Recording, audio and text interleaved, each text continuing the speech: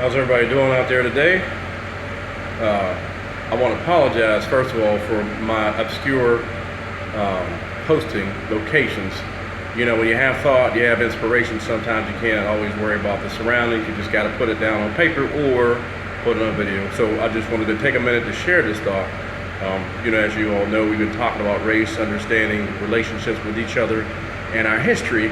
And one thing that I want to make clear is that you know, if we call each other friends and family, we look out for each other, we entertain what each other thinks and value. At least we should. We should value each other's thoughts, ideas, preferences. We should value our history. We should celebrate that together. The problem with that is in America, black people are, it's not that we are just now understanding our history and learning about it because we've been taught things over the years.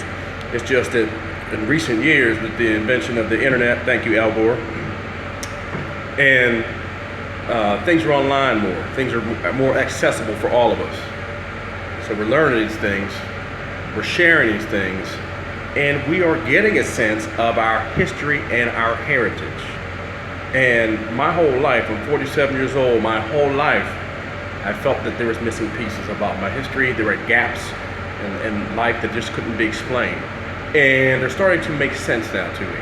They're starting to, basically, if you will, the spirits of my ancestors have been calling out to me, like I'm sure a lot of us have. And I'm starting to hear them. I'm starting to put them in place as I learn about them. They empower me. They make me feel better as a person about my history, about my past. So I can, in turn, have a better sense of self.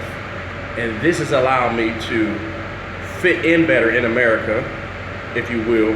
I belong here, I was born here, I fought for this country like a lot of you here have, but there's always been that separate but equal, you belong, but, you know, this land is your land, but all that stuff.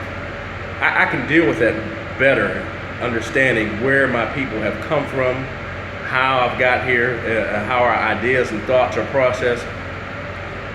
So it allows me to be more tolerant of the same process that's happened to non-blacks and non-people of color. Because I understand that how they are today is a direct result of how things started way back a couple of hundred years ago.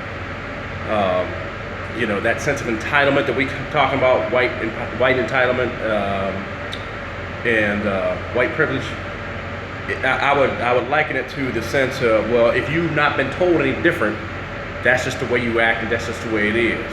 As on the other side, flip the script, you know, growing up, I would ask my mother about certain things and she would just say, that's just the way it is, we just have to deal with it.